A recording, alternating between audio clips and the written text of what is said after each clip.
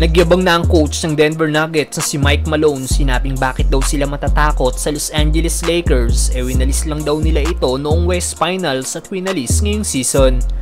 LA is we swept them last year. We swept them this year. Pero bago yan, Chris Paul minalas pa sa Golden State Warriors.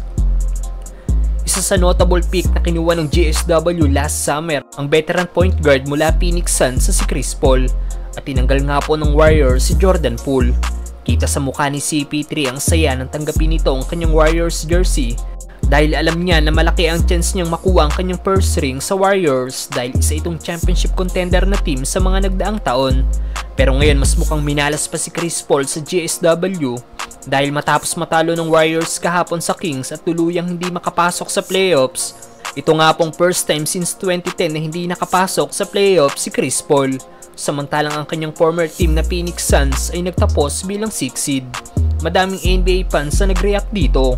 Ayon sa isang fans, bad luck daw si Chris Paul sa isang team at dapat hindi daw ito kinuha ng Warriors. May nagkomento naman na finally natalo na daw ni CP3 ang Warriors at may emoji pang nakatawa. May nagsabi naman na ang CP3 to Warriors trade daw ay will never make sense. Mukhang tama daw si Rondo, hindi daw talaga mananalo ng kampyonato si Chris Paul sa kanyang NBA career, tugon ng isa nagkomento. Anong masasabi nyo dito mga brother?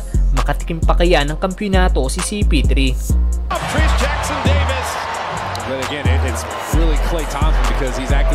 Samantalang coach ng Denver Nuggets na si Mike Malone niyabangan na ang Lakers. Bakit daw sila matatakot sa Lakers? Winawalis lang daw nila ito. Matapos ma-secured ng Lakers ang 7 seed kahapon, kakaharapin nga po nila sa first round ng playoffs ang number 2 sa West at defending champion na Denver Nuggets. At ngayong nilalapit na ang banggaan ng dalawang team, nagkaroon nga po ng pahayag ang Nuggets coach na si Mike Malone na kung bakit daw sila matatakot sa Lakers. Tugon ni Coach Malone ay, "We swept them last year, we swept them this year." LA is we swept them last year. We swept them this year. Dagdag pa ng Nuggets coach, alam niya daw na magandang nilalaro ng Lakers ngayon at gutom daw ang mga ito.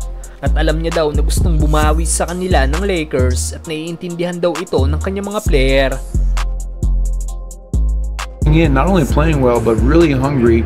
They want to flip that script and we have to understand that. Well, matagal na nga pong tinitira ng coach ng Nuggets ng Lakers kung saan sinabi nito noon after nila magkampiyon na pinagre-retiro na nito si LeBron James. Well, a really good question. And speaking of the Lakers, I just want you guys to know this is breaking news. I'm thinking about retiring. So don't tell anybody. Sa ngayon, totoo naman na winalis ng Denver ang Lakers last West Finals at ngayong regular season. Kaya tsak iba ang gigil ni LeBron, Davis at ng Lakers para makabawi sa Denver. Ano masasabi nyo sa naging pahayag ng Nuggets coach mga brother?